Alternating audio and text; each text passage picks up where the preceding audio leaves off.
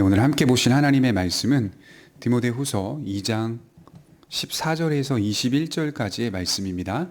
디모데후서 2장 14절에서 21절입니다. 봉독하겠습니다. 너는 그들로 이 일을 기억하게 하여 말다툼을 하지 말라고 하나님 앞에서 엄히 명하라. 이는 유익이 하나도 없고 도리어 듣는 자들을 망하게 함이라. 너는 진리의 말씀을 옳게 분별하며 부끄러울 것이 없는 일꾼으로 인정된 자로 자신을 하나님 앞에 드리기를 힘쓰라. 망령되고 헛된 말을 버리라. 그들은 경건하지 아니함에 점점 나아가나니 그들의 말은 악성 종양이 퍼져나감과 같은데 그 중에 후메네오와 빌레도가 있느니라. 진리에 관하여는 그들이 그릇되었도다. 부활이 이미 지나갔다 하므로 어떤 사람들의 믿음을 무너뜨리느니라. 그러나 하나님의 견고한 터는 섰으니 인침이 있어 일렀으되 주께서 자기 백성을 아신다 하며 또 주의 이름을 부르는 자마다 불의에서 떠날지어다 하였느니라. 큰 짐에는 금그릇과 은그릇뿐 아니라 나무그릇과 질그릇도 있어 귀하게 쓰는 것도 있고 천하게 쓰는 것도 있나니 그러므로 누구든지 이런 것에서 자기를 깨끗하게 하면 귀히 쓰는 그릇이 되어 거룩하고 주인의 쓰심에 합당하며 모든 선한 일에 준비함이 되리라. 아멘.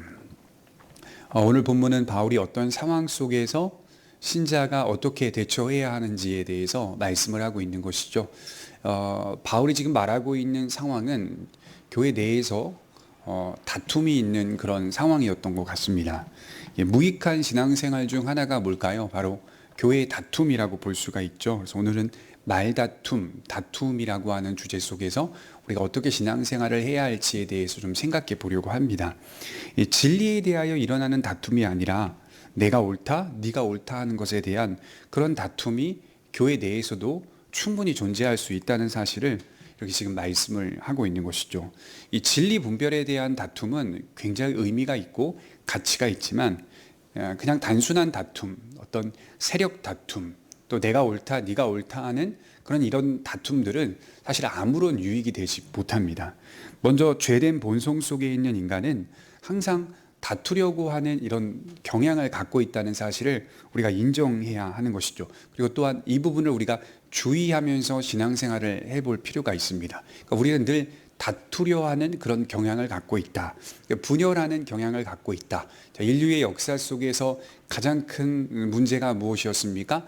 연합되지 못하는, 하나 되지 못하는 분열의 연속이었다라고 하는 것이죠. 분열이 된다는 것은 결국 인류가 인류끼리 서로 다투다라고 하는 뜻을 내포하고 있는 것입니다. 이러한 다툼은 사람들로 하여금 더욱 혼란하게 만들고 결국에는 멸망하게 만든다라고 하는 사실이 성경의 말씀입니다. 그래서 세상의 모습도 다투려고 하는 그런 모습으로 전개되고 있고 교회의 모습 속에도 이런 다툼, 그러니까 진리에 대한 다툼이 아니라 단순히 네가 옳다, 내가 옳다 하는 것에 대한 죄된 본성 속에 나오는 다툼이 교회 내에도 존재하고 있다라고 하는 사실을 보게 되는 것이죠. 교회 속에 일어나는 다툼의 사건들을 제가 들은 적이 있었습니다. 몇 교회에서 어떤 일이 있었다라고 하는 소식을 들은 적이 있는데 그 일은요, 진리와 무관하게 일어나는 사람들의 다툼이었다는 것이죠. 이 일로 인해 결과적으로 성도들은 나뉘어졌고 그 상처로 인하여 많은 사람들이 신앙에서 벗어나고 떠나게 되었다라고 하는 사실을 보면서요, 굉장히 큰 안타까움을 가졌습니다. 어떤 경우에는 잘못된 가르침으로 사람들을 미혹하는 거짓 성도들로 인하여 다툼이 생기기도 합니다. 이러한 일들이 교회 가운데 발생하지 않도록 또 발생하게 되면 복음으로 더욱 든든하게 대처할 수 있도록 교회는 그리스도 안에 더욱 충실하게 서야 한다는 사실을 말씀하고 있는 것이죠. 그래서 교회의 순결성과 하나됨을 잘 보존할 수 있도록 해야 됩니다. 그래서 교회가 가지고 있어야 할 가장 중요한 본질은 교회의 하나됨과 교회의 순결성이죠. 연합을 깨려고 하는 시도에 대해서 교회는 대처해야 하고 동시에 하나 되면서 복음의 순결성을 지켜가고자 하는 애씀이 잘 균형을 이루고 있어야 되죠. 그래서 건강한 교회가 어떤 교회냐라고 할 때 교회의 하나됨과 교회의 순결성을 잘 지켜가고 있는 교회, 바로 그 교회가 건강한 교회입니다. 뭐 시스템이 잘 돼 있냐, 어떤 제도가 잘 돼 있냐, 뭐 이런 것들은 사실은 아디아포라라 그래가지고요. 아주 본질적인 차원은 아닙니다.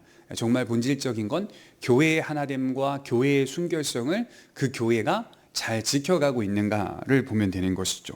특히 오늘 말씀을 보게 되면 18절에 망령되고 헛된 진리로 사람들을 미혹하여서, 그냥 미혹하는 것으로 끝나지 않고 믿음을 무너뜨리는 사람들이 있었다라고 말씀을 하고 있는 것이죠. 그래서 17절을 한번 볼까요? 이렇게 기록하고 있어요.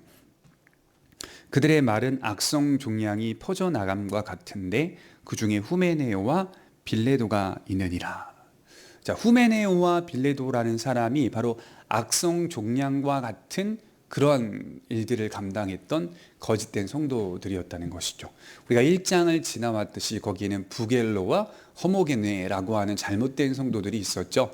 거기는 어떤 경우였습니까? 바울이 로마 감옥에서 이제 처형을 기다리고 있는 장면 속에서 바울이 디모데에게 복음과 함께 고난을 받으라라고 말씀하였더니 부겔로와 허모게네는 복음 안에 담겨 있는 고난의 의미와 가치를 무시한 채 바울을 등지게 되었던 것이죠. 자신들은 복음을 믿어서 구원을 받는 것까지는 좋으나 복음 안에 담겨 있는 그리스도의 고난에 동참하는 것은 있을 수 없는 일이라고 생각했던 것이죠. 이들이 얼마나 잘못된 일들을 벌였는지 소아시아의 많은 성도들에게 이런 잘못된 가르침을 전달하여서 그리스도에게서 떠나가게 만드는 그런 잘못된 일들을 행했던 그런 부겔로와 허모게네의 모습을 보게 됩니다. 그러니까 비슷한 부류의 사람이 바로 오늘 기록되어 있는 후메네오와 빌레도라는 사람입니다. 이들은 사실은 이단적 가르침, 특히 부활이라고 하는 주제를 잘못 이해하고 있었던 사람들입니다. 악성 종양과 같다, 이런 식의 표현을 쓴 것은 사실 굉장히 과격합니다. 그러니까 굉장히 이들이 잘못된 사역을 하고 있다는 사실을 바울이 강조하고 있는 것이죠. 이들은 부활에 대해 어떻게 이해했을까요? 이들이 생각했던 부활은 그냥 영적인 어떤 것으로 이해했던 것이죠. 그러니까 쉽게 제가 표현해 보면 신자가 예수를 믿어 거듭났다, 영적으로 중생했다라고 하는 것을 이들은 부활이라고 생각했던 겁니다. 사실 우리 그리스도인들이 가지고 있는 건전한 부활의 의식들은, 부활의 내용들은 우리가 새로운 몸을 입어서 예수님께서 3일 만에 부활하셔서 영원한 생명 가운데, 영원한 안식 속에, 영원한 보좌 가운데 거처하고 있듯이, 그렇게 주님이 살아났듯이 우리 또한 그렇게 살아날 것을 믿고 고백하는 신앙이 부활 신앙 아닙니까? 그렇죠. 실제적으로 그 실체가, 우리의 몸의 실체가 새로운 몸으로 부여받는 그 부활의 풍성함, 생명의 풍성함으로 들어가는 영원한 생명을 의미하는 내용이 바로 부활 신앙이죠. 근데 이들은 그렇게 생각하지 않고요. 중생이 곧 부활이다, 거듭남이 곧 부활이다.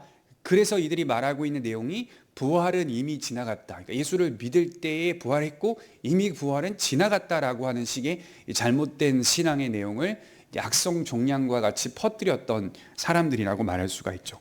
그래서 바울은 디모데에게 뭘 말합니까? 진리의 말씀을 옳게 분별하며 부끄러울 것이 없는 일꾼으로 인정된 자로 자신을 하나님 앞에 드리기를 힘쓰라. 요 15절 말씀의 내용을 보면 두 가지로 구분할 수 있어요. 하나는 너는 인정된 사역자라는 것을 명심하고 확신 있게 가르치라, 이런 의미입니다. 디모데는 어떤 사람이라고요?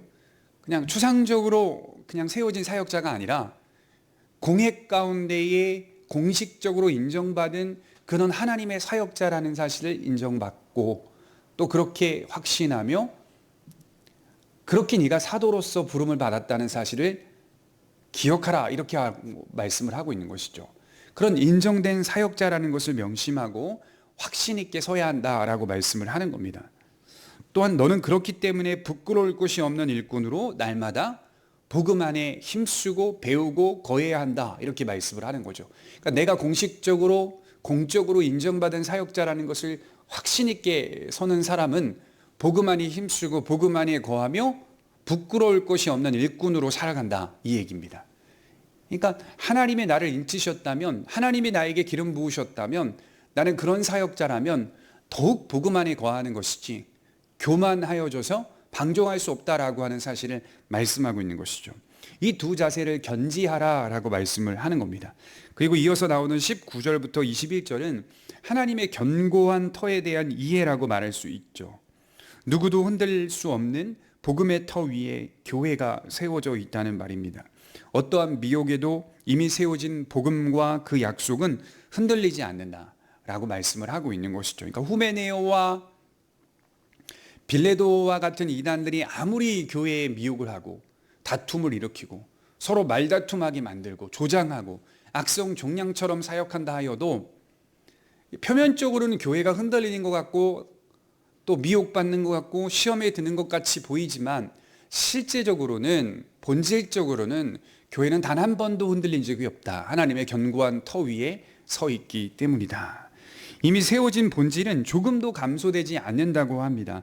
그래서 우리는 복음을 이해할 때 먼저 하나님의 터는 견고하다라는 사실을 믿으시길 바랍니다. 그 견고하다라고 하는 것을 신뢰해야 됩니다. 여러 사람들이 미혹을 받는 모습을 보면 우리도 모르게 흔들릴 수 있습니다. 하지만 그것은 사람들의 믿음이 흔들리는 것이지 주께서 세우신 교회와 그 약속이 흔들린다는 의미는 아닙니다. 하나님의 눈에는 여전히 참된 교회와 참된 약속이 흔들리지 않고 견고히 서 있습니다. 그래서 19절에 보면 하나님의 견고한 터는 섰으니 라고 말씀을 하고 있어요. 서 있습니다. 죽어 있지 않고 견고한 터는 계속 서 있는 거예요. 그 구체적인 내용이 무엇입니까? 19절 하반절에 보시면 주님께서 자기 백성을 아신다라고 말씀을 하고 있어요. 자, 볼까요? 그러나 하나님의 견고한 터는 섰으니 인침이 있어 일러스되 주께서 자기 백성을 아신다. 자, 민수기 말씀을 인용하여 사용하고 있고 이어서 또 뭐라고 표현합니까? 또 주의 이름을 부르는 자마다 불의에서 떠날지어다. 시편 말씀을 인용하고 있죠. 두 부분으로 우리가 이해해 볼 수가 있어요. 하나님의 터는 견고하게 섰다, 인침이 있다라고 할 때에는 견고한 터라고 하는 그 내용이 의미가 복음과 그 약속이 견고하게 서 있다라는 의미도 있지만 그 안에는 주께서 자기 백성들을 택하시고 부르시고 아신다라고 하는 그 하나님의 택하심의 견고함도 포함되어 있다라고 말씀을 하고 있는 것이죠. 하나님께서 진실로 참되게 부르신 그 백성들을 이미 아시고 구원하시며 보존하신다는 사실, 이것은 하나님의 영원한 계획과 뜻에 따라 이루어진 예정이라는 것입니다. 하나님의 선택이 있다는 건 교회다 이렇게 의미하는 것이죠. 그 하나님의 선택은 견고하다는 의미가 아니겠습니까? 아무리 낙심이 될 만한 일들이 생기고 시험거리가 있다 하더라도 미혹거리가 있다 하더라도 주께서 자기 백성을 아신다라고 하는 이 사실로 인해 자기 백성들은 견고하게 설 수 있다는 믿음을 갖는 것이죠. 또 두 번째로는 그런 자들은 미혹을 받지 않을 뿐 아니라 불의에서 떠나는 삶을 산다 이렇게 말씀을 하고 있어요. 주께서 인치심으로 자기 백성을 잃지 않으실 것이며 나아가 자기 백성은 불의에서 날마다 떠난다라고 하는 의무와 책임 속에 살아가고 있다라고 말씀을 하고 있는 겁니다. 또 이런 의미를 20절에 조금 더 강조하고 있죠. 20절 한번 볼까요? 큰 집에는 금그릇과 은그릇뿐 아니라 나무그릇과 질그릇도 있어서 귀하게 쓰는 것도 있고 천하게 쓰는 것도 있나니. 자, 큰 집에는 금그릇, 은그릇도 있고 나무그릇과 질그릇도 있다.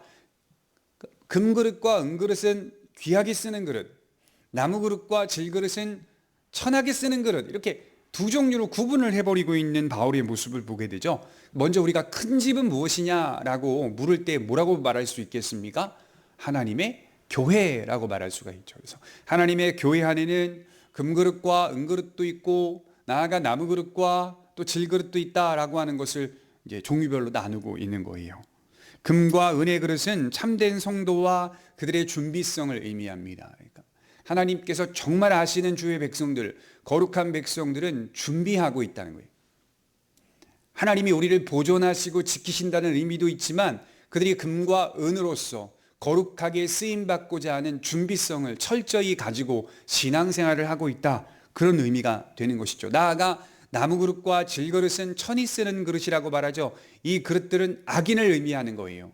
그냥 조금 덜한 성도들, 이런 의미가 아니라 오늘 말씀하고 있는 빌레도와 후메네오를 의미하고 있는 것이죠. 그들은 나무그릇과 질그릇이었습니다.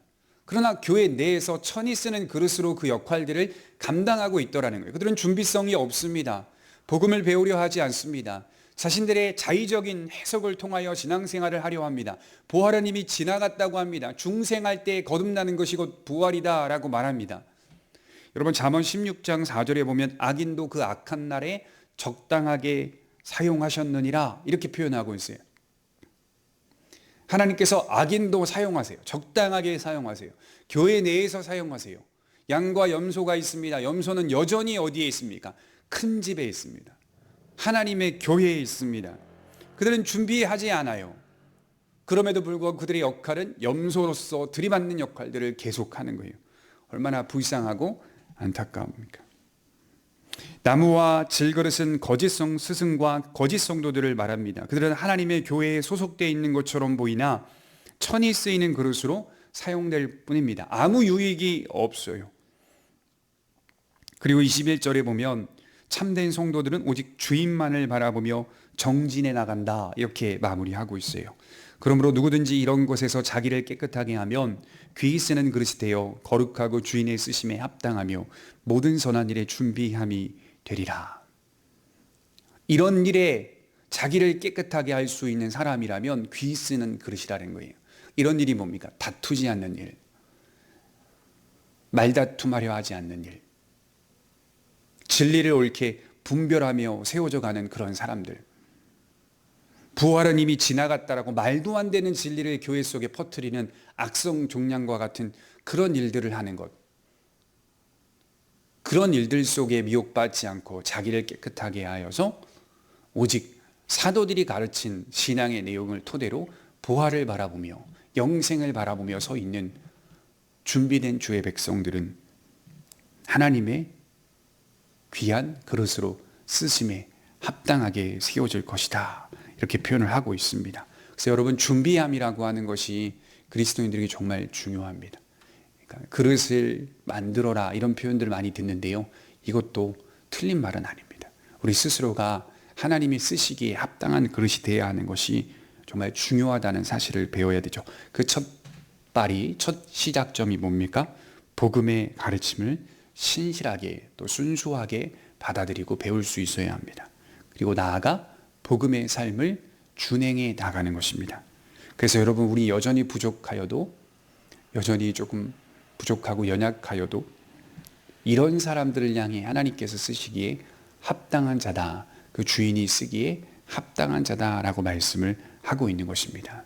기도하도록 하겠습니다. 자비로우신 하나님 아버지, 큰 집에는 귀한 그릇과 천한 그릇들이 있다라고 배웠습니다.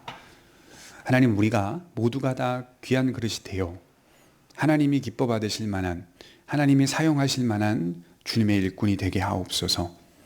하나님, 미혹받지 않는 이유가 주께서 자기 백성들을 아신다라고 하는 하나님의 예정을 신뢰하고 믿는 믿음 속에 근거한다는 사실을 깨닫게 하시니 감사합니다.